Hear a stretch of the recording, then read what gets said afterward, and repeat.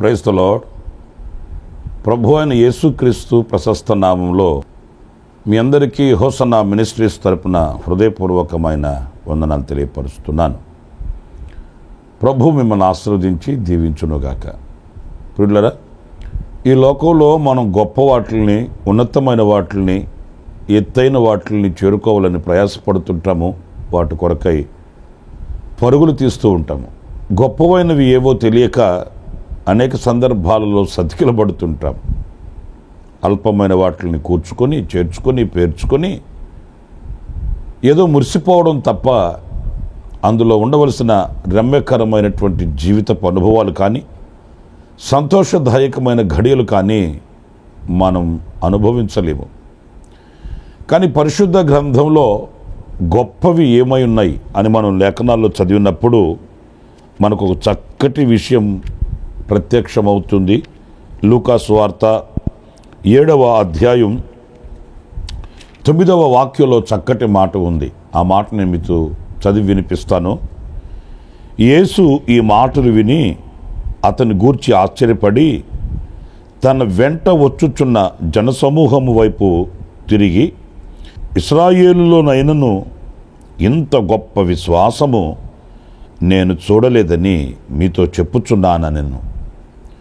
చూడండి, ఈ వాక్య భాగంలో ఇంత గొప్ప విశ్వాసము అనే మాట మనం గుర్తించాలి. ఏంటి గొప్పది అనంటే విశ్వసించడం.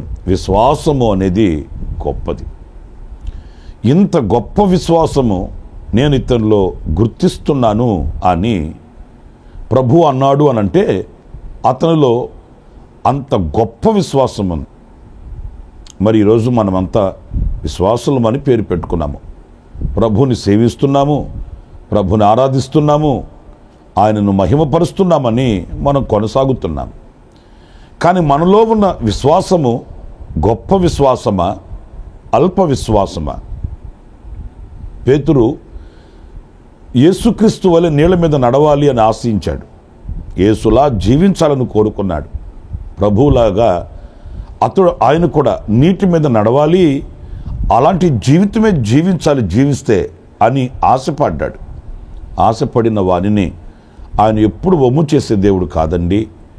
ఆశపడిన వానిని ఆయన ఎప్పుడు ఆటంకపరిచి తృణీకరించేవాడు కానే కాదు. మన ద్వారా గొప్ప కార్యాలు చేయించాలని ఆశపడిన దేవుడు, ఉన్నతమైన కార్యములు మన ద్వారా జరిగించాలని ఆశించి ఆ పిలుపుతో మనల్ని పిలుచుకున్న దేవుడు ఆయన. అందుకే ఈ నీళ్ళ మీద నేను నడుస్తాను నీలా అన్నప్పుడు ఆయన తృణీకరించక ఆహ్వానించాడు.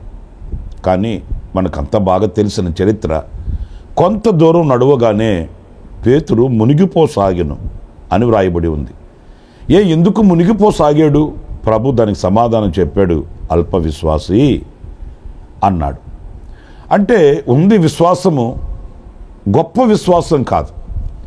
ఉన్నతమైన కార్యములను చూడగలిగిన విశ్వాసం కాదు. ఉన్నతమైన కార్యములను జరిగించగలిగినటువంటి శక్తి కలిగిన ఉన్నతమైన గొప్ప విశ్వాసం కాదు. పేరుకి విశ్వాసి అని పేరు పెట్టుకున్నటువంటి అనుభవాలు.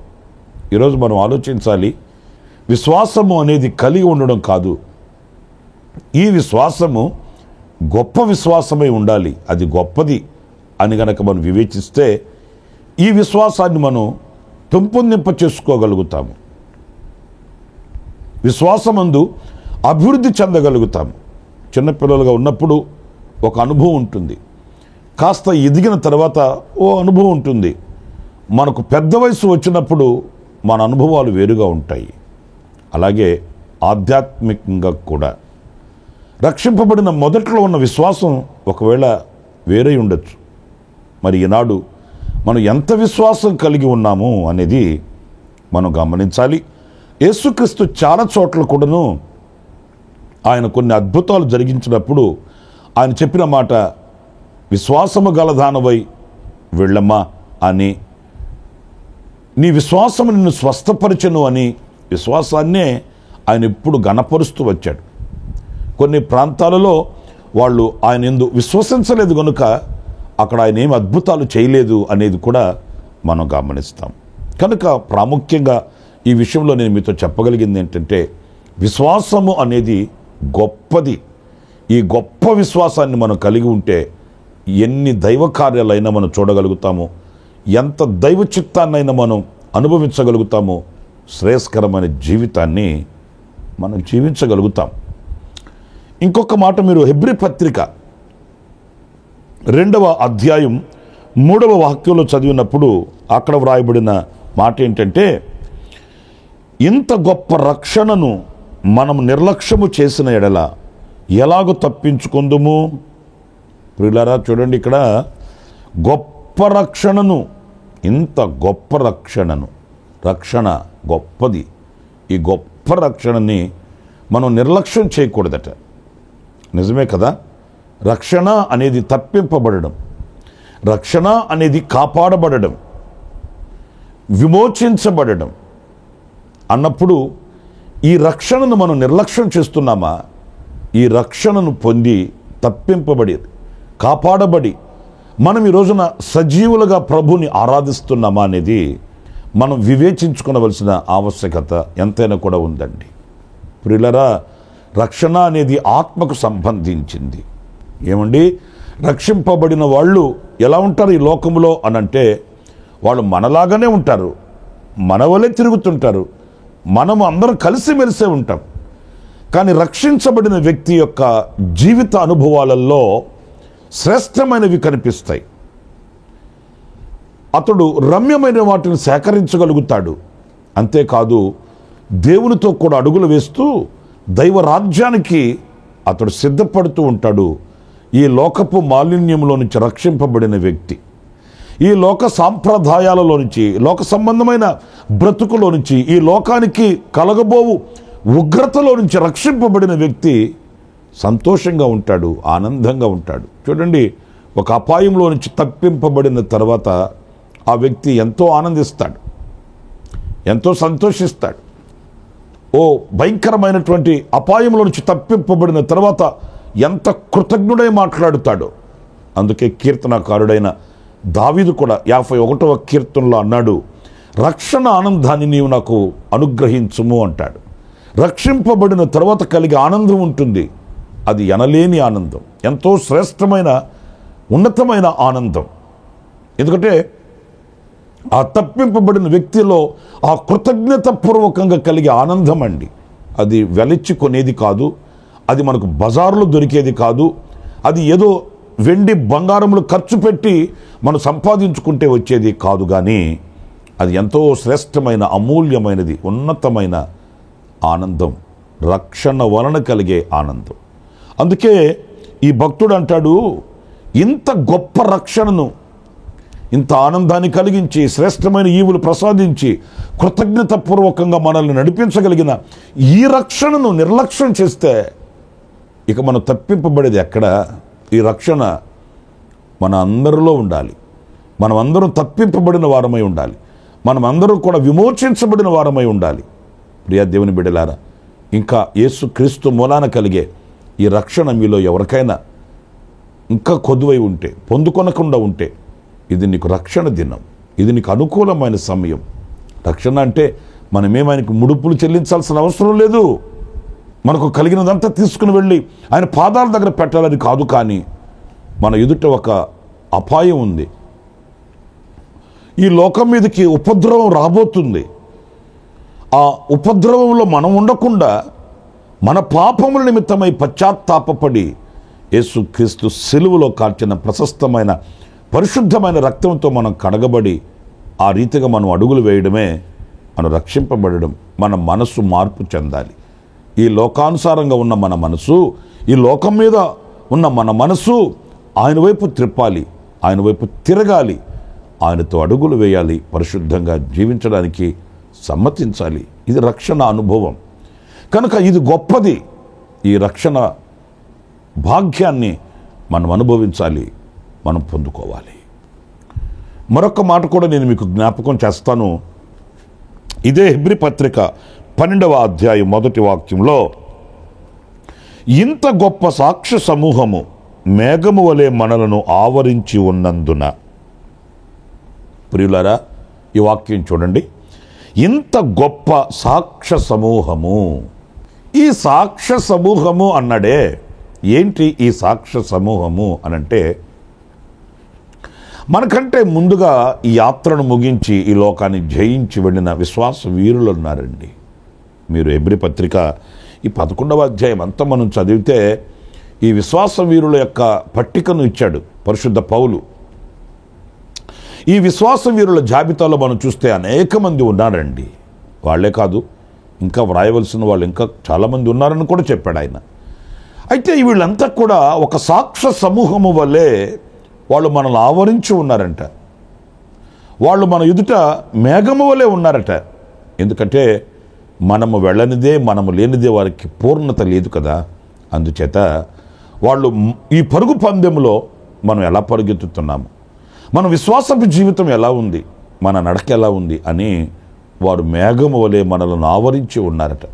అందుచేత పరిశుద్ధ పౌలు అంటాడు, ఇంత గొప్ప సాక్ష్య సమూహము మేఘము వలె మనలను ఆవరించినందున సులువుగా చిక్కులు పెట్టు పాపమును విడిచి, ఈ పాపమును విడిచి, సులువుగా చిక్కులు పెట్టు ఈ పాపమును విడిచి, విశ్వాసమునకు కర్తయు దానిని కొనసాగించువాడునైన యేసు వైపు చూచుచు. చాలా చక్కటి అనుభవంతో కూడిన మాటలు పరిశుద్ధ పౌలు ఈ పత్రికలో ఇక్కడ వ్రాస్తున్నాడు. ప్రియమైన దేవుని బిడ్డలారా, ఇంత గొప్ప సాక్ష్య సమూహం అంటే వాళ్ళు గొప్ప వ్యక్తులుగా పరిగణించబడ్డారు, గొప్ప సాక్ష్య సమూహమై ఉన్నారు. పిల్లరా, విశ్వాసాన్ని కాపాడుకున్నారు, పరిశుద్ధతను కాపాడుకున్నారు, ఓర్పుతో, నేర్పుతో, సహనముతో, సంతోషంతో తమ జీవితాలు ముగించారు.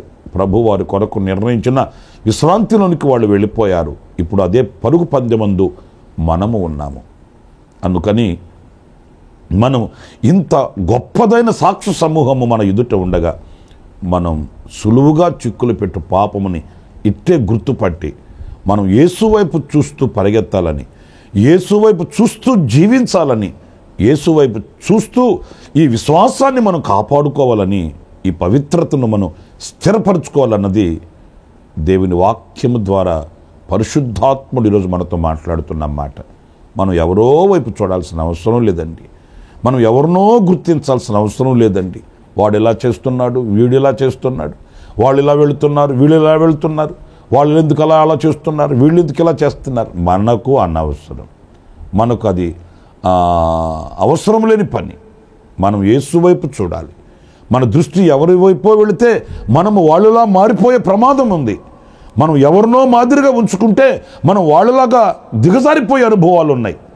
యేసు వైపు చూసిన వ్యక్తి ఎన్నడూ వెనకంజి వేయుడు కదా. యేసు వైపు చూసిన వ్యక్తి ఎన్నడూ నిరసిల్లిపోడు కదా, నిరుత్సాహపడడు కదా, అధైర్యపడడు కదా. ఆయన వైపు చూసిన వ్యక్తి ఆయనలా జీవిస్తాడు, అగాధాలు దాటగలుగుతాడు, ఆటంకాలను అధిగమించగలుగుతాడు, విజయంతో ముందుకి గమ్యం చేరుకోగలుగుతాడు.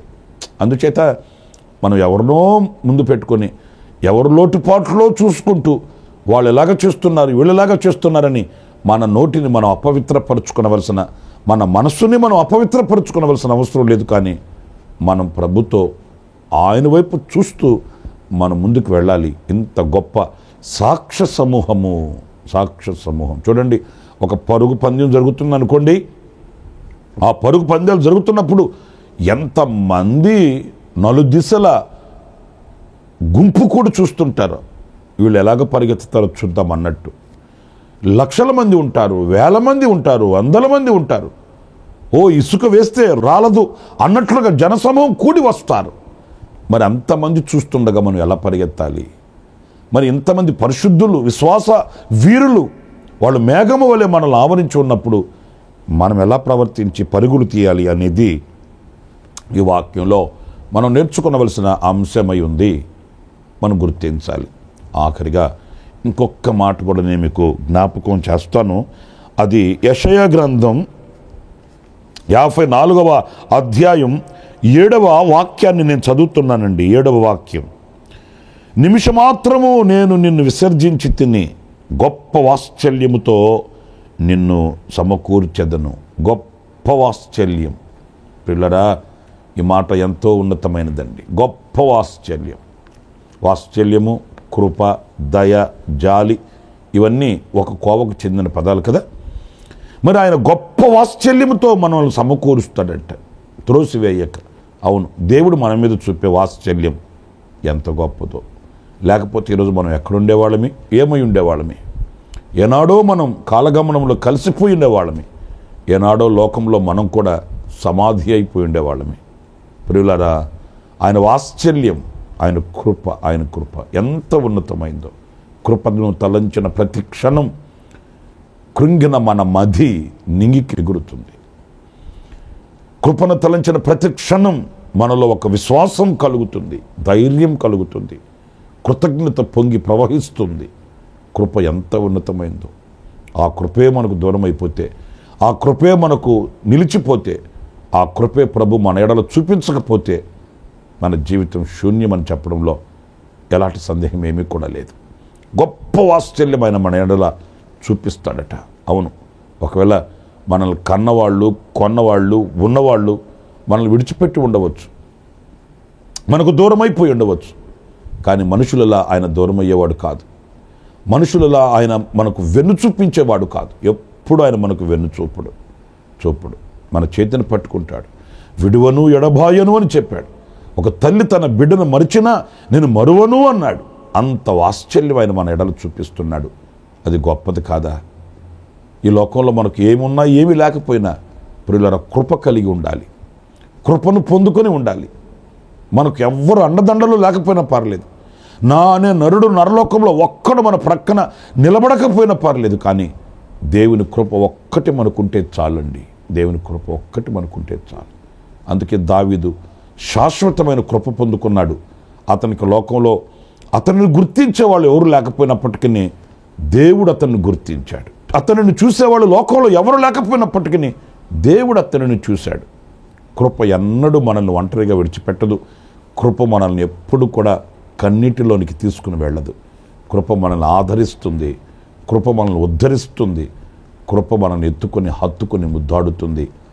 ఆ కృపతోనే అనుక్షణం మనం ఆనందించగలుగుతామనే విషయాన్ని మర్చిపోవద్దు.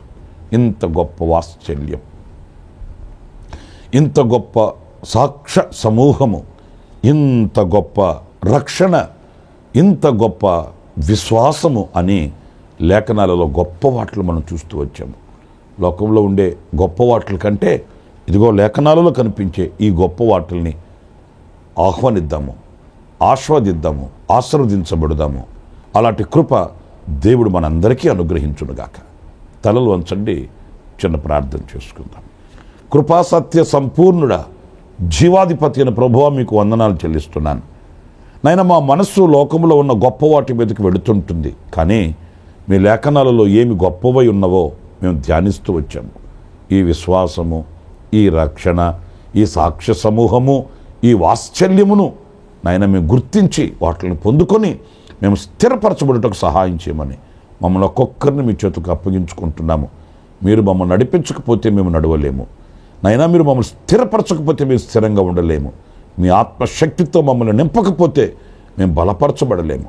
గనుక సమృద్ధిగా మీ ఆత్మాభిషేకమును మీరు మాకు అనుగ్రహించి మా నడకలు సరిచేసి మా చేతిని పట్టుకుని నడిపించి మమ్మల్ని మీ యొద్దకు చేర్చుకున్నామని మమ్మల్ని మీ చేతికి అప్పగించుకుంటూ యేసు ప్రశస్త నామములో ప్రార్థించి వేడుకొనుచున్నాను తండ్రి. Amen, amen, amen. ప్రభు మిమ్మల్ని ఆశీర్వదించి దీవించునుగాక. ఈ దినం విశేషమైన కృప నా దేవుడు మీకు సమృద్ధిగా అనుగ్రహించునుగాక. ఆమెన్. ప్రతి దినము ఈ అనుదిన కృపాను సందేశాల కొరకు, ఇంకా మరిన్ని ఆత్మ సంబంధమైన సందేశాల కొరకు ఈ మా యూట్యూబ్ ఛానల్ ని సబ్స్క్రైబ్ చేసుకోండి. Pastor Ramesh, open ministries.